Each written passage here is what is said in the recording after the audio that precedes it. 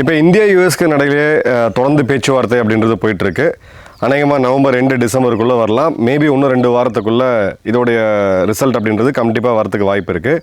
இந்த பேச்சுவார்த்தையில் ரொம்ப வலிமையான கம்யூனிகேஷன் ஸ்கில் அப்படின்றது ரொம்ப முக்கியம்.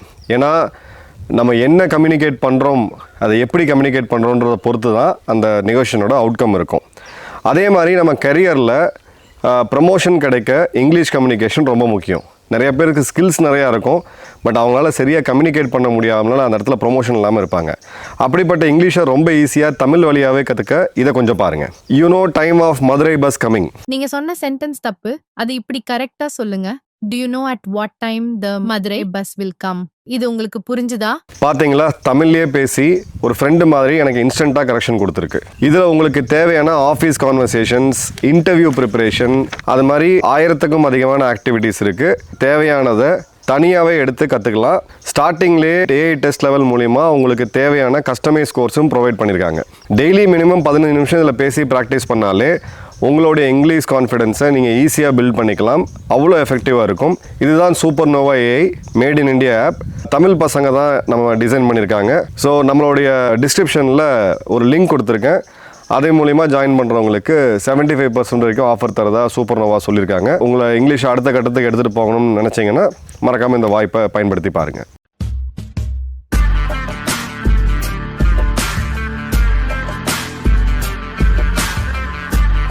வணக்கம், ஜெயஹிந்த்.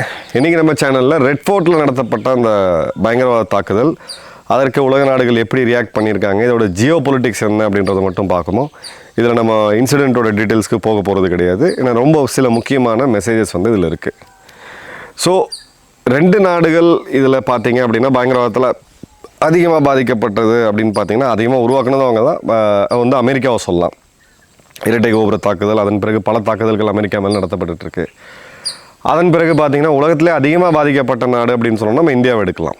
2மே ஜனநாயக நாடுகள், ஜனநாயகத்தை நம்பக்கூடிய நாடுகள், ஒரே மாதிரியான பிரச்சனைகள் உள்ள நாடுகள், அதே மாதிரி வளர்ச்சி இதை நோக்கி போகக்கூடிய நாடுகள். அப்போது பயங்கரவாதம் அப்படின்றது ஒரு காமன் பாயிண்ட்டாக வருது. ஸோ அமெரிக்கா என்ன பண்ணியிருக்கணும், இதற்கான இரங்கலை தெரிவிச்சுட்டு அதன் பிறகு இந்த ஆக்ட் ஆஃப் டெரருக்கு எதிராக நாங்கள் இருக்கிறோம் அப்படின்னு சொல்லி ஒரு பதிவை போட்டிருக்கணும். 2 விஷயம் இப்போ நடந்திருக்கு. இந்த 2 ஸ்க்ரீன்ஷாட்டை பார்த்திங்கன்னா தெரியும். இதில் அவங்க சொல்கிறது, இந்த யூஎஸ் ஸ்டேட்மெண்ட் ஆஃப் இந்தியாவில் சொல்கிறது அப்படின்னு பார்த்தீங்கன்னா, டெரிபிள் எக்ஸ்ப்ளோஷன், ஒரு மோசமான வெடி, ஒரு விபத்து நடந்தது. விபத்துன்னு சொல்ல, ஆக்சிடென்ட் சொல்ல, ஒரு மோசமான எக்ஸ்ப்ளோஷன் இது வெடிச்சிருக்கு. இதற்கு நாங்கள் இரங்கல் தெரிவிக்கிறோம், இருக்கக்கூடிய அந்த மக்களுக்கு இரங்கல் தெரிவிக்கிறோம் அப்படின்னு சொல்லி இந்த செர்காய் அப்படின்ற இந்த புது தூதர், அமெரிக்க தூதர் இந்தியாவுக்கு, ஒரு 38 வயது இளைஞர் தான் அவர். ட்ரம்ப்போடைய டிஜேவாக ஒரு காலத்தில் இருந்தவர். இப்போது நம்ம நேரம் அவர் தான் நம்மளுடைய தூதர்னு வச்சுக்கோங்க. இவரை பற்றி எலான் மஸ்க் வந்து என்ன சொன்னார்னா, ட்ரம்ப்போட டீமில் இருக்கும்போது செர்கோய் வந்து ஒரு பாம்பு அப்படின்னார். ஸோ இதுதான் பேக்ரவுண்டு. செர்கோயை பற்றி நம்ம ஏற்கனவே ஒரு வீடியோ டீட்டெயிலாக பார்த்துருக்கோம். அவர் பதவிக்கு வந்தபோது இது 24 மணி நேரம் கழித்து வருது. நல்லா கவனிங்க. டெரிபிள் எக்ஸ்ப்ளோஷன் அப்படின்ட்டு ஒரு 4 லைன் போட்டு ஒரு பதிவு வருது. இப்போது செர்கோய் இந்தியாவுடைய அமெரிக்க தூதர் மட்டும் கிடையாது, சவுத் ஏஷியாவுடைய அப்படின்ற போது ஆப்கானிஸ்தான், பாகிஸ்தான் எல்லாத்துக்கும் சேர்த்து கவர்ன் பண்ணக்கூடிய ஒரு லெவல் மேலே இருக்கக்கூடிய ஒரு ஆள். பாகிஸ்தானில் இருக்கக்கூடிய அமெரிக்க தூதரகம் என்ன போடுறாங்க அப்படின்னு பார்த்தீங்கன்னா, அந்த கோர்ட்டில் இஸ்லாமாபாத்தில் குண்டு வெடிக்குது, 12 பேர் இறக்குறாங்க. இறந்த பிறகு சென்ஸ்லெஸ் அட்டாக் அப்படின்னு சொல்லி டெரரிசம்ன்ற வார்த்தையை பயன்படுத்தியிருக்காங்க. இது ஒரு பயங்கரவாதம், ஒரு பைத்தியகாரத்தனமான ஒரு தாக்குதல். நாங்கள் வந்து பாகிஸ்தான் கூட இருக்கிறோம் இந்த ஸ்ட்ரகிள் அகெயின்ஸ்ட் டெரரிசம். பாகிஸ்தானுடைய இந்த பயங்கரவாதத்துக்கு எதிரான போராட்டத்தில் நாங்கள் வந்து கூட இருக்கிறோம் அப்படின்னு சொல்லிட்டு, அதே மாதிரி அமெரிக்கா பாகிஸ்தானுடைய பயங்கரவாத தடுப்பு நடவடிக்கைகளில் உறுதுணையாக இருக்கும், இறந்தவர்களுக்கு இரங்கல் அப்படின்ட்டு. ஸோ 2 சம்பவம். ஒன்று இந்தியாவோட தலைநகர் டெல்லியில், அதுக்கு 24 மணி நேரம் கழிச்சு ஒரு மோசமான எக்ஸ்ப்ளோஷன், இரங்கல் தெரிவிக்கிறோம் அப்படின்னு ஒரு 4 லைன் பதிவு. பாகிஸ்தானுக்கு பார்த்தீங்க அப்படின்னா அந்த குண்டுவெடிப்பு நடந்து 2 அவங்க பாகிஸ்தானே வந்து ஒரு ஆக்ட் ஆஃப் டெரர்னு சொல்லி முடிக்கலை. அதுக்குள்ளே பார்த்தீங்க அப்படின்னா, இந்த இடத்துல நாங்கள் உங்களுக்கு கூட இருக்கிறோம், பயங்கரவாதத்துக்கு எதிராக நீங்கள் வந்து போராடிட்டு இருக்கீங்க, இது ஒரு மோசமான பயங்கரவாத தாக்குதல், இது வந்து ஒரு சென்ஸ்லெஸ் அட்டாக்கு, இரங்கல் தெரிவிக்கிறோம். ஸோ 2க்குமே கிளியர் டிஃப்ரென்ஸ் என்ன அப்படின்றது உங்களுக்கு புரிஞ்சிருக்கும். இதை நம்ம டீட்டெயில் போக தேவையில்லை. ஸோ இங்கே என்ன நடக்குது? பாகிஸ்தானை தனக்கு ரொம்ப நெருக்கமாக இந்தியாவை விலக்குதா இல்லை என்ன போயிட்டுருக்கு? இப்போ ட்ரேட் டீலோடைய பேச்சுவார்த்தைகள் ஆல்மோஸ்ட் முடிஞ்சு போச்சு. ட்ரம்ப்பே வந்து ஒரு இண்டிகேஷன் கொடுத்துருக்கிறாரு, இன்ஃபேக்ட் ஓப்பனாக சொல்லியிருக்காரு, இந்தியாவுடைய ட்ரேட் டீல் அப்படின்றது நெருங்கி வந்துருச்சு, இந்தியா மேலே இருக்கக்கூடிய வரிகளை நாங்கள் இப்போ குறைக்க போகிறோம் அப்படின்னு சொன்னார்.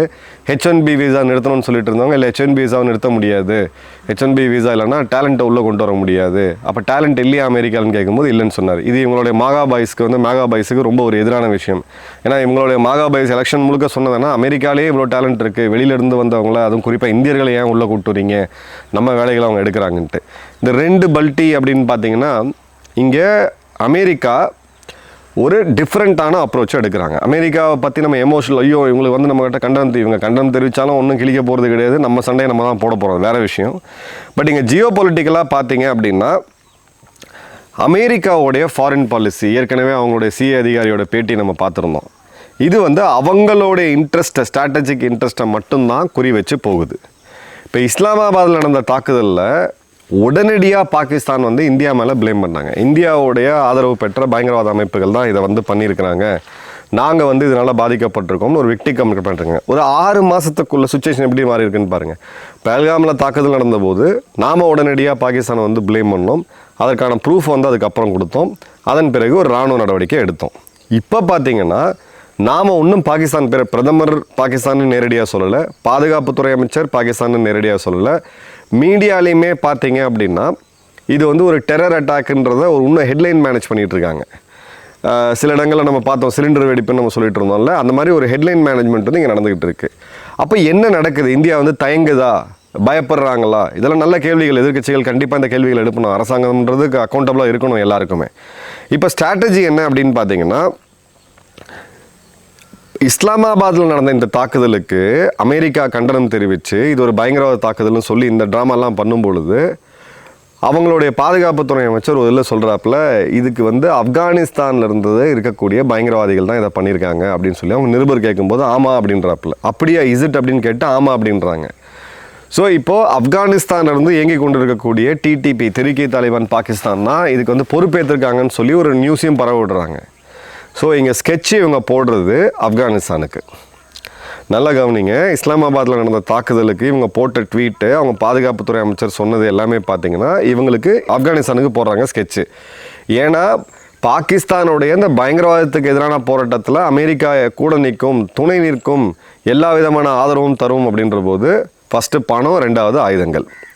ஸோ ஆப்கானிஸ்தானை வீழ்த்துறதுக்கு இப்போ இருக்கக்கூடிய அந்த பாக்ராம் ஏர்பேஸ் இதெல்லாம் இவங்க கண்ட்ரோலில் கொண்டு வரணும், சீனாக்கு அருகில் கொண்டு வந்து ஒரு பேஸ் வைக்கணுன்றதுக்கான பகடைக்காயை, அந்த பழைய கேமை 3வது முறையாக இப்போ அமெரிக்கா ஆரம்பிக்கிறாங்க. சோவியத்துக்கு எதிராக ஒரு முறை, அவங்க ஆதரவு கொடுத்த தாலிபான்களுக்கு எதிராக ஒரு முறை, இப்போ மீண்டும் அவங்க வந்து அவங்களால வந்து விரட்டியடிக்கப்பட்ட தாலிபான்களால் விரட்டியடிக்கப்பட்ட இந்த புது ரெஜிமுக்கு இந்த ஒரு இது வந்து வருது.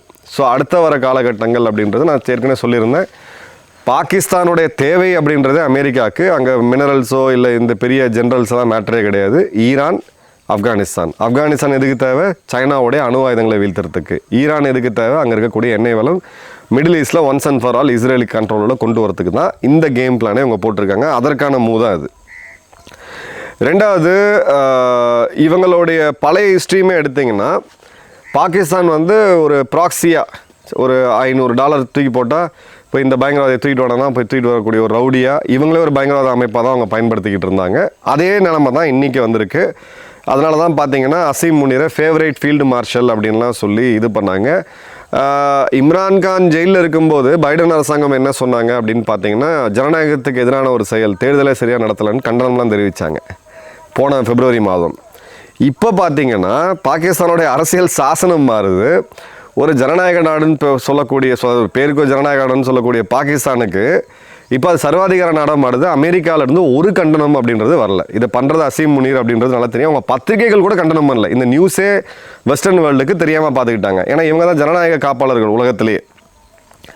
இப்போ இந்த இடத்துல இந்தியா கிட்ட வரும்போது டெரிபிள் எக்ஸ்ப்ளோஷன் அப்படின்ற வார்த்தையை ஸ்ட்ராட்டஜிக்காக அவங்க பயன்படுத்தியிருக்காங்க. இதுக்கு உள்ள அர்த்தம் என்னென்னா, இந்தியா இன்னும் அஃபிஷியலாக இது வந்து பாகிஸ்தான் ஆதரவு பெற்ற பாகிஸ்தான் பயங்கரவாதிகள்லாம் செஞ்சாங்க அப்படின்றத இன்னும் கவர்மெண்ட் அஃபிஷியலாக டிக்ளேர் பண்ணல. மீடியாவில் வந்துருச்சு, அனலிஸ்ட் எல்லாம் சொல்ல ஆரம்பிச்சிட்டாங்க, எல்லாமே வந்துருச்சு. அதுக்கான ப்ரூஃப் எல்லாம் லீட் ஆகுது பாகிஸ்தானில் தான். பட் இன்னும் அரசாங்கம் சொல்லலை. ஸோ இந்திய அரசாங்கம் சொல்லாத வரைக்கும் அந்த வார்த்தையை அப்படியே நியூட்ரல். நாளைக்கு இந்திய அரசாங்கம் இது ஒரு பயங்கரவாத தாக்குதல் அப்படின்னு சொன்னாங்கன்னா இவங்களும் உடனே இந்த அது என்ன மாற்றி அமைக்கிறாங்கன்றத நம்ம பொறுத்து வந்து பார்க்கணும். அதில் பெரிய ஒரு பெரிய கேம் இருக்குது. இதுக்கு நடுவில் தான் இந்த ட்ரேட் டீல் அப்படின்றது வருது. கடைசியாக பேசின பியூஷ் கோயல் என்ன சொன்னாருன்னு பார்த்தீங்கன்னா, இப்போ அவர் பேசும்போது பால் உற்பத்தி மற்றும் விவசாயத்தை நாங்கள் வந்து முடியாதுன்னு சொல்லிட்டோம், இந்த பேச்சுவார்த்தை முடிஞ்சு போச்சு, சீக்கிரம் அக்ரிமெண்ட் வரும் அப்படின்ற போது அந்த இடத்துல இந்தியா ஸ்ட்ராங்காக நின்று இருக்கு. ஸோ இந்த ட்ரேட் டீல்லையுமே இதை பயன்படுத்தி, இப்போ நடந்த அந்த தாக்குதலை பயன்படுத்தி ஒரு லீவரேஜ் எடுக்க முடியுமான்னு ஒரு லாஸ்ட் மினிட் அட்டெம்ப்ட் வந்து அமெரிக்கா வந்து பண்ணுது. அதே மாதிரி பார்த்தீங்க அப்படின்னா இந்த பேலன்சிங் ஆக்ட், ஒரு பாகிஸ்தானும் இந்தியாவும் ஒரே ப்ராக்கெட்டில் வச்சு இந்த ட்ராமா ரொம்ப வருஷமாக வந்து அமெரிக்கா பண்ணிகிட்டு இருந்தாங்க. ஸோ மீண்டும் அந்த மாதிரியான பாலிட்டிக்ஸ் எதிர்காலத்தில் இந்தியா போய் S-500 வாங்குறாங்க ரஷ்யா கிட்ட. ஸோ மீண்டும் பாகிஸ்தானை வந்து பயன்படுத்தி ஏதாவது பண்ண முடியுமா, இந்தியாவை டிஸ்டர்ப் பண்ணி வைக்க முடியுமா, இந்தியாவை வந்து இந்த இடத்துல இரிட்டேட் பண்ண முடியுமா அப்படின்றது. ஏன்னா பாகிஸ்தான் பொறுத்த வரைக்கும் எல்லா நாடுகளுமே இந்தியாவுக்கு எதிராக பயன்படுத்தியிருக்காங்க, குறிப்பாக காஷ்மீர் இஷ்யூ எடுத்து.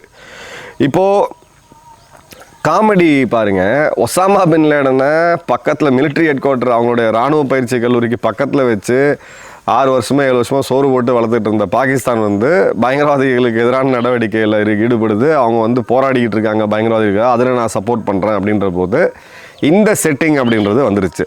ஸோ இதில் ஒரு வகையாக பார்த்தீங்கன்னா இவங்க வந்து சைனாவையும் காட்டி கொடுப்பாங்க. சைனாவை பொறுத்த வரைக்கும் ஒரு விஷயம் ரொம்ப கிளியர், ஆப்கானிஸ்தானில் எக்காரணத்தை கொண்டும் அமெரிக்க படைகள் மீண்டும் வரக்கூடாது. வந்ததுன்னா சைனாவுக்கு ஒரு பெரிய ஆப்பா போயிடும். ஏன்னா அவங்க மக்கள் வாழக்கூடிய கிழக்கு மற்றும் தெற்கு பகுதிகளிலிருந்து கிட்டத்தட்ட ஒரு 5000-6000 கிலோமீட்டர் தள்ளி அவங்களோட மேற்கு பகுதிகளில் ஷின்ஜியாங்கில் தான் இந்த அளவுக்கு அதிகமான அணு ஆயுதங்களை அவங்க குவிச்சு வச்சுருக்காங்க.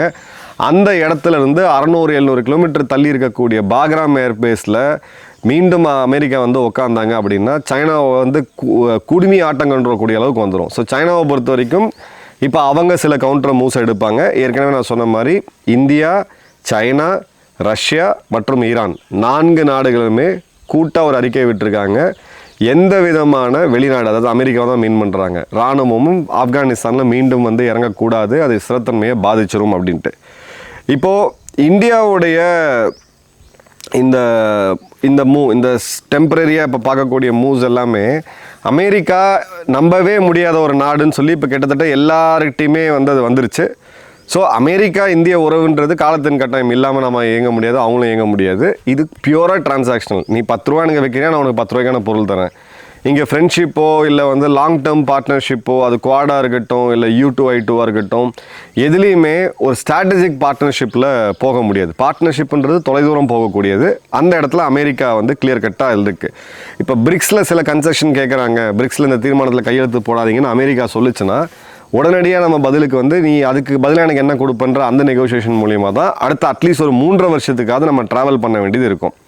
இப்போ $1 மில்லியன் கேள்வி, இந்தியா இந்த இடத்துல ஏன் கொஞ்சம் ஆப்ரேஷன் சிந்தூர் டைமில், அதாவது பஹல்காம் தாக்குதலுக்கு பிறகு நடந்த அக்ரஷனை இப்போ ஏன் காமிக்கலை அப்படின்றதுக்கான ரீசன் என்ன அப்படின்னு பார்த்தீங்கன்னா, எல்லாருமே சொல்கிறது, பல நாடுகள் வந்து எக்ஸ்ப்ளோஷன் சொல்லி சைனாவும் அதுதான் கொடுத்துருந்தாங்க. பல நாடுகள் இது ஒரு பயங்கரவாத தாக்குதல்னு சொல்லி ஆதரவு கொடுத்தாங்க. இஸ்ரேல் போன்ற நாடுகளை ஓப்பனாக கண்டம் பண்ணியிருக்காங்க, ஆதரவும் கொடுத்துருக்காங்க.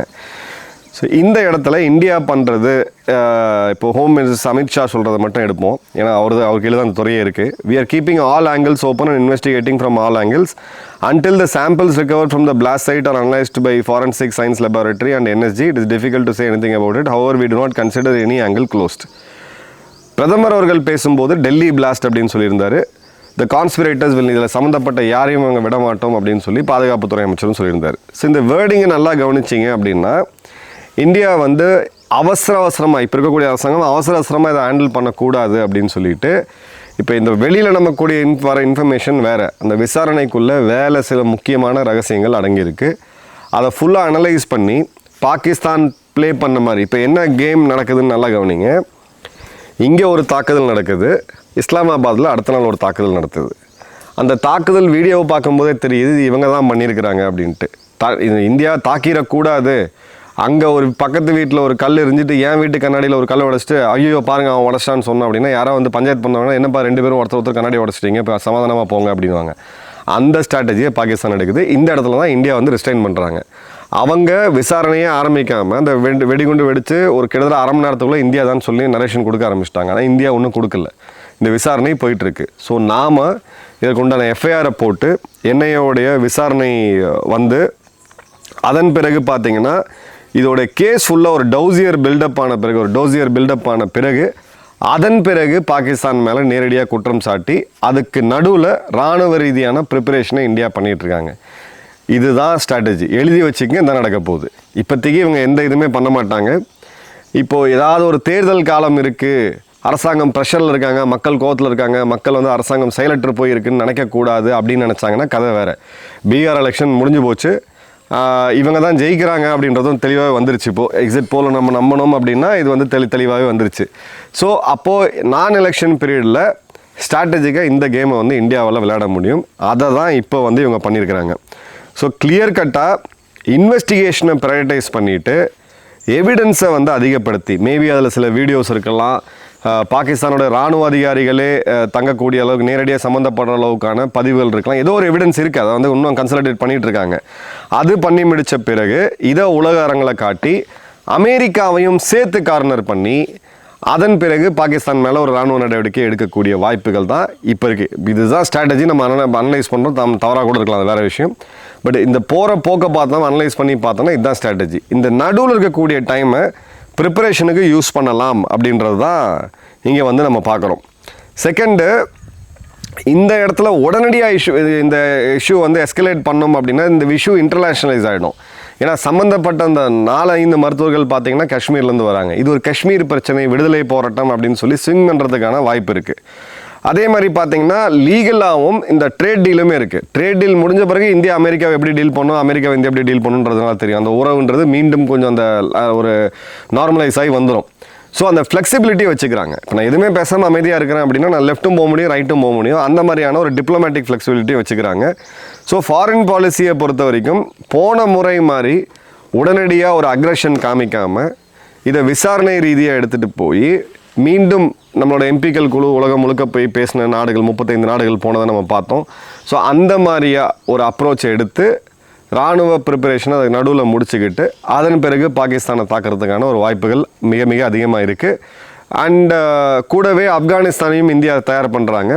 இப்போ ஆப்கானிஸ்தான் மேலே என்ன விதமான தாக்குதல் நடத்தணும்னு பார்க்குறாங்க. ஏன்னா ஆப்கானிஸ்தானில் இருக்கக்கூடிய ஊடகங்கள், அங்கே இருக்கக்கூடிய எக்ஸ்பர்ட்ஸ்லாம் என்ன சொல்லிட்டாங்கன்னா, பாகிஸ்தானில் நடத்தப்பட்ட தாக்குதல் வந்து இவங்க நேரடியாக பண்ணுது, பாகிஸ்தான் நேரடியாக பண்ணுது, இந்தியா கிட்டேருந்து தன்னை காப்பாற்றிக்கிறதுக்கு தானும் தாக்கப்பட்டேன் அப்படின்னு சொல்லி அமெரிக்காவை தன் பக்கம் இழுக்கிறதுக்கு பண்ணுறாங்கன்னு சொல்லிட்டு ஆப்கானிஸ்தான் நினச்சா அந்த ப்ரூஃபை எடுக்க முடியும். இது ரெண்டுத்தையும் சேர்த்து ஒரு ப்ரொஜெக்ஷன் கொடுத்துட்டு பண்ணும்போது அசீம் முனீர் சொந்த நாட்டு மக்களையே கொண்டிருக்கான்றதை இந்தியா எஸ்டாப்ளிஷ் பண்ண முடிஞ்சால் இது ஒரே கல்லில் 2 மாங்காயாக இருக்கும். இந்த பாலிசி கரெக்டாக தவறா அப்படின்றது டிபேட்டபிள். பட் இதுதான் இவங்க எடுத்திருக்காங்கன்றது இப்போதைக்கு தெரியுது. அடுத்த காலையில் இன்னும் டீட்டெயில் இதோட ஃபேக்ட்ஸோடு சந்திப்போம். நன்றி, வணக்கம், ஜெய்ஹிந்த்.